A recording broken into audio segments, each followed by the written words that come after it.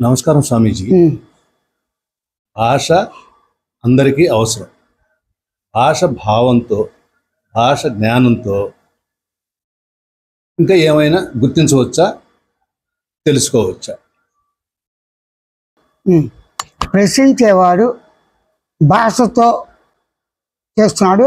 భాష కన్నా ముఖ్యమైనది సంజ్ఞలతో, మూగ భాషలతో, కాలు చేతులు ఊపటంతో, ముఖ కదలికలతో, పెదవి కదలికలతో, దేహ కదలికలతో, హావభావాలతో, మూగ భాషలో కలిసి భావంతో, జ్ఞానంతో భాష ఉంది.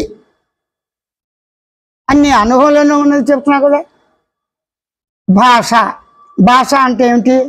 మాట్లాడతాం, పదాలతో, వాక్యాలతో మాట్లాడతాం. ఒక పదము అర్థము భావంతో ఉంటుంది. ఎలాగా? మంచినీళ్ళు కావాలి. మంచి నీళ్ళు అంటే తాగటి నీరు. మంచినీళ్ళు కావాలంటే వాడు గబాలను వెళ్ళిపోయి ఎండాకాలం కదా చల్లటి తీసుకొచ్చాడు, వాడు ఇంకో రకంగా తెచ్చాడు, రకరకాలు తెచ్చాడు. నేను మంచినీళ్ళు అంటే తీసుకురావాలి, ఏదైనా తాగొచ్చుగా. ఒకడు కొబ్బరికాయ నీళ్ళు తీసుకొచ్చి ఇచ్చాడు, అప్పుడు అన్నీ నాకు మంచినీళ్ళే, ప్రధానంగా నాకు కొబ్బరి నీళ్ళు తాగేస్తాడు. వాడు గ్లూకోజ్ ఇస్తాడు, అన్నీ మంచిదే. కాదు, చాలా కూల్ చల్లటి నీళ్ళు కావాలి అంట, అప్పుడు ఫ్రిడ్జ్లో నీళ్ళు ఇవ్వాలిగా, కుండలో ఉండే నీళ్ళు ఇవ్వాలిగా. అంతేకాని అప్పుడప్పుడు పోసిన నీళ్ళు ఇస్తాడా? నువ్వు నేరుగా నీ భావం, నీ భాష, నీకు అనుభవంలో ఉన్నది శరీర అవసరాల నిమిత్తమే, శరీరం మనుగడ బతకటానికి మాత్రమే, ఆ ధర్మం గురించే. అంటే దేహం బాగుంటుంది, నేను దేహాన్ని, నా దేహానికి ఆకలి తప్పుకున్నాయి, ఆకలి తప్పులు తీసుకోవటానికి భాషలో చెప్పాలి కదా. సౌందర్యంతో సౌందర్యం కనబడబోయినప్పటికీ భాష అవసరం. భోజనం రెడీ చేయండి. భోజనం రెడీ చేయమంటే ఏంటి? అన్నం ఉండే ఇచ్చాం కదా, దానికి తగినటువంటి చారో పప్పు పులుసు ఏవో ఉంటాయి కదా, అలాగా. అంటే ఒక అర్థం అవగాహన చేయటానికి తగిన భావము, తగిన జ్ఞానము శబ్దాల్లో ఉంది. మీకు ఏమీ తెలియదు భాష, తెలియని భాష అవతల మాట్లాడుతుంటే ఎలా ఉంటుంది? మీకు శబ్దాలు వినపడతాయి. వాడు శబ్దాలు చేసినప్పటికీ తెలుగుగా ఏం చేస్తాడు? పట్టుతో ఇలా చూసి, అంటే సౌండ్ అంటే ఇది,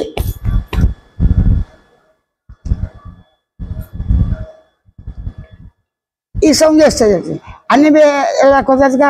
తమాషా ఏంటంటే ఈ సౌంజ్ఞ భగవతత్వాన్ని తెలియజేస్తుంది, ఈ సౌంజ్ఞ ప్రకృతి తత్వాన్ని తెలియజేస్తుంది. ఈ తత్వమే నీ యథార్థ స్వరూపం కూడా ఆత్మ సాక్షాత్కారం అవుతుంది. మౌనం ఎందుకు? భాషతో చేసినవి, భావంతో ఉన్నవి, బుద్ధి అంటే జ్ఞానంతో నిశ్చయించినవి అన్నీ కూడా వచ్చిపోయేవి, స్థిరమైనవి కాదు, అనుభవంలో ఉంది. నేను నిద్రపోయాను, మేలుకున్నాను, వచ్చాను. నిద్ర ఎంత హాయివని ఏమి తెలియని అజ్ఞానం కావచ్చు, తెలిసినటువంటి అవ్యక్త జ్ఞానం కావచ్చు, వచ్చిపోతుంది అనుభవం. అంటే అనుభవంలో ఉన్నవి కూడా ప్రమాణాలతో పని లేకుండా సహజంగా ఉన్న అనుభూతులు అన్నీ కూడా తాను అనుభవించేవి అన్నీ వచ్చిపోతున్నాయి. కళ, మెలకువ, నిద్ర, తోడుగా ఉన్న భార్య, పిల్లలు, వీళ్ళు మనం అప్పుడు పోతారు. ఉన్నప్పుడు ఎవరు నిద్ర వాళ్ళు పోయినప్పుడు మెచ్చాలను పట్టించుకోరు కదా, ఎవరి ఒకళ్ళు వాళ్ళే కదా, ఎవరు మెలకు వాళ్ళు కదా. అలాగే జగత్తులో కూడా అంతే కదా. ఈ సృష్టి, ఆ సృష్టి కూడా తను గ్రహించిన సృష్టి అని చెప్పలేదుగా. అంటే నువ్వు గ్రహించినటువంటి సృష్టి మొదలు నువ్వు నమ్మిన ఆలోచనతో ఏ సిద్ధాంతాలు అయినప్పటికీ, అద్వైతం కావచ్చు, ద్వైతం కావచ్చు, మార్గం కావచ్చు, పద్ధతి కావచ్చు, ఏవైనా కావచ్చు, వాటి ద్వారా స్థిరమైన ఆనందం పొందాలని కోరుతారు. ఎవడైనా ఏమీ లేదు. స్థిరమైన ఆనందం ఎలా వస్తుంది? అసలు ఆనంద లక్షణం నీకు ఉండాలి కదా. నీకు లక్షణం, ఆనంద లక్షణం నువ్వు ఎలా చెప్తాను? నువ్వే చెప్తాను.